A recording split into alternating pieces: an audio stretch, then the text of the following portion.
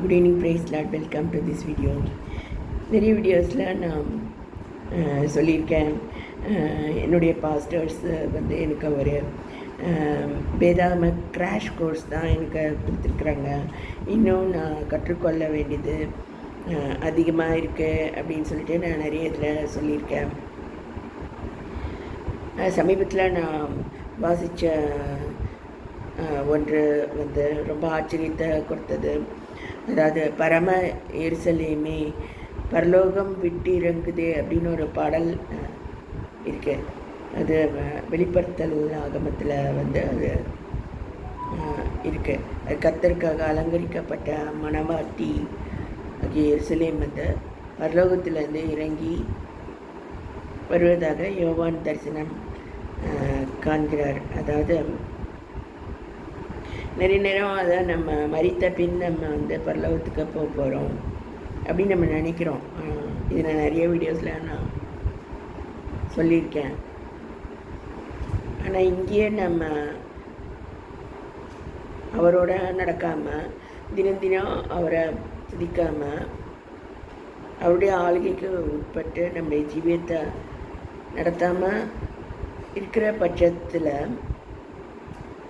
மரித்த பின் நம்ம ஏதோ ஒரு இடத்துக்கு போய் நம்ம அவரை துதிக்க போகிறோம் அப்படிங்கிறது வந்து அது ஒரு ஆக்சிமோரான் அப்படின்னு சொல்கிறாங்க.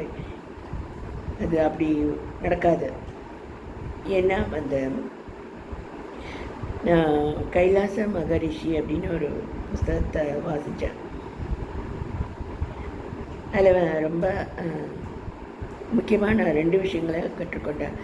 அது இப்போ இந்த ரூமில் நான் ஜெபிக்கிறேன் அல்லது கர்த்தருக்காக இந்த சாட்சியை நான் சொல்கிறேன் அப்படின்னா வந்து கர்த்தர், தூதர்கள், பல ஆவிகள் அதை பார்த்து சந்தோஷிக்க முடியுமா? அதாவது நம்முடைய வீடு, நம்முடைய ஜீவியம் வந்து கர்த்தருக்கு முன்பாக டிரான்ஸ்பரண்ட்டாக இருக்குது. அதாவது எதுவும் கர்த்தருக்கு முன்பாக மறைவிடங்கள் கிடையாது. இதை நான் அந்த புத்தகத்தை பார்த்து தான் நான் கற்றுக்கொண்டேன்.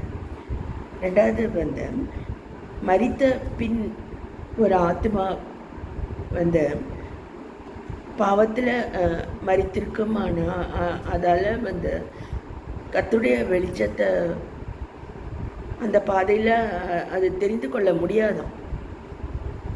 இருளான பாதையில் தான் அது போகுமா. ஸோ ஒரு லாஸ்ட் சோல் அப்படின்னா வந்து அது கர்த்தருடைய வெளிச்சத்துக்கு நேராக அதால் போக முடியாதான்.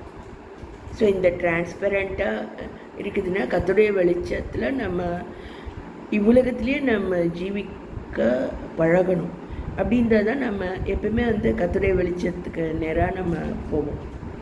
அப்படி இல்லை நம்ம மறைஞ்சு வாழ விரும்புகிறோம், நமக்கு மறைவிடங்கள் இருக்குது அப்படின்னா வந்து மரித்தா கூட நம்ம வந்து அப்படிப்பட்ட ஒரு மறைவிடத்தை தான் நம்ம அப்படி ஒரு பாதையை தான் இந்த ஆத்மா வந்து தெரிந்து கொள்ளுமா. இருளான பாதை, கர்த்தருடைய வெளிச்சத்தின் பாதைக்கு அது போக முடியாது அப்படின்ட்டு அந்த புஸ்தகத்தில் போட்டிருக்கு. ஸோ இந்த 2 விஷயங்கள் நான் கற்றுக்கொண்டே ஜீவியத்தில் நான் ப்ராக்டிஸ் பண்ணக்கூடிய ஒன்றாக இருக்குது. இது சில பேருக்கு யூஸ்ஃபுல்லாக இருக்கலாம், நான் ஷேர் பண்ணுறேன்.